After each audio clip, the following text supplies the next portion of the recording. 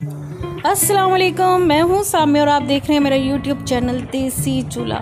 आज मैं बनाने जा रही हूँ भिंडी गोश्त। चलिए स्टार्ट करते हैं। मैंने कढ़ाई ली और उसमें तकरीबन हाफ कप ऑयल है सरसों का, जिसको मैंने अच्छे से गर्म कर लिया है। और एक बड़ी प्याज है जिसको बरीक काट के ऐड किया। ऑयल इसलिए कम डाला क्योंकि अभी भिंडी और प्याज को भी अच्छे से फ्राई करना था, तो ऑयल कम ही यूज़ कीजिएगा और यूज़ सरसों का कीजिएगा। इसमें बहुत ही मज़े की भिंडी बनेगी।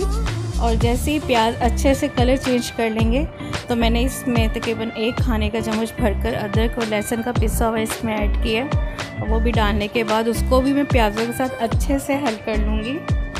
सरसों के तेल में तो भिंडी का टेस्ट बहुत ही आला निकलता है। जैसे ही अदरक लहसुन अच्छे से भून जाएंगे प्याज के साथ, तो मैंने इसमें हाफ़ टी स्पून तकरीबन हाफ़ टी स्पून राई दाना और साथ ही हाफ़ टी स्पून मैंने इसमें कलवंजी का ऐड किया, जो आपकी भिंडी को बड़ा अच्छा टेस्ट देगा। अगर आप इसमें अम्बी भी ऐड करेंगे तो वो भी ठीक है, लेकिन कलवंजी भी बड़ा अच्छा टेस्ट देगी, एक खटास देगी भिंडी में। तो ये डालने के बाद इसको अच्छे से मैं तकरीबन दरमियानी फ्लेम में, तो इनको मैं अच्छे से कुरकुरा कर लूँगी, भून लूँगी।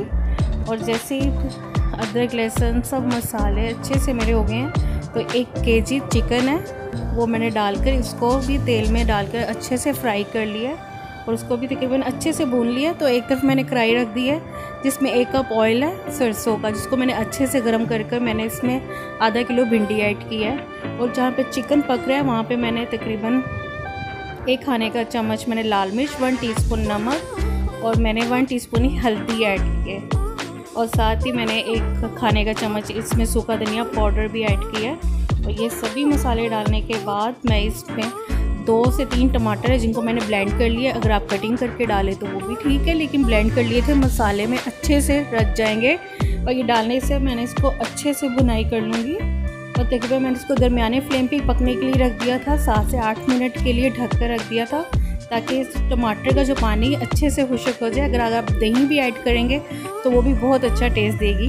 तो भिंडी भी अच्छी सी बिल्कुल फ्राई हो रही है, लेकिन तेज़ आंच पे कीजिएगा। इस तरह से आपकी भिंडी जो है ना बिल्कुल लेस नहीं छोड़ेगी। तेज़ आंच पे जैसे भिंडी अच्छे से फ्राई हो जाएगी तो इसमें आधा किलो प्याज ऐड करूँगी और उसको भी भिंडी से अच्छे से फ्राई होने दूँगी। पर इसकी सिर्फ एक रंगत चेंज करनी है, ना कि डार्क ब्राउन करना है आपने इसको, लेकिन करना तेज़ आंच पे ही है। अब उसको मैं प्याज़ों को भिंडी के साथ अच्छे से मिक्स कर लूँगी। अब इसमें मैं हल्दी का हाफ़ टी स्पून इसमें एक अलग से ऐड करूँगी। मुझे हल्दी बहुत ज़्यादा तौर पे पसंद है, भिंडी में ज़्यादा हो तो मुझे बहुत अच्छा टेस्ट आता है। तो आप भी इसमें ऐड करके देखिएगा, बहुत ज़बरदस्त लगेगा। सरसों में बनाएगा और हल्दी भी इसी मिकदार में ऐड करेगा, टेस्ट आएगा बहुत ही अच्छा।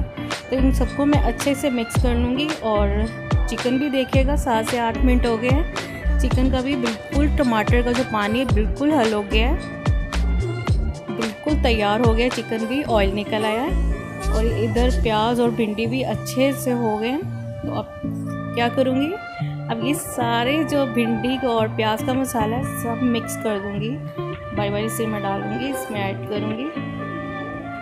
ज़बरदस्त लग रहा है, तेल बड़ा अच्छे से निकल आया चिकन में। अब सभी को डालने के बाद इसमें मैंने तकरीबन 1 टीस्पून इसमें गरम मसाला ऐड किया है। और ये डालने के बाद इसको अच्छे से हल कर लूँगी और इसको 10 मिनट के लिए बिल्कुल लो फ्लेम पे 10 मिनट के लिए इसको रख दूँगी। एक हल्का सा दम लगाना है क्योंकि आपकी चीज़ें तो पहले से ही तैयार हो चुकी हैं सब कुछ। ये देखिए 10 मिनट हो गए हैं और भिंडी भी अच्छे से पक के तैयार है, ऑयल भी निकल आया है। तो आप इसी तरह से बनाइएगा और मुझे कमेंट्स में बताएगा आपको मेरी ये रेसिपी कैसी लगी। मेरे चैनल को लाइक और सब्सक्राइब कीजिएगा, बेल आइकन बटन उसे भी ज़रूर दबाएगा ताकि आपको मेरी वीडियो मिलती रहे। मुझे इजाज़त दीजिए, टेक केयर, अल्लाह हाफिज़।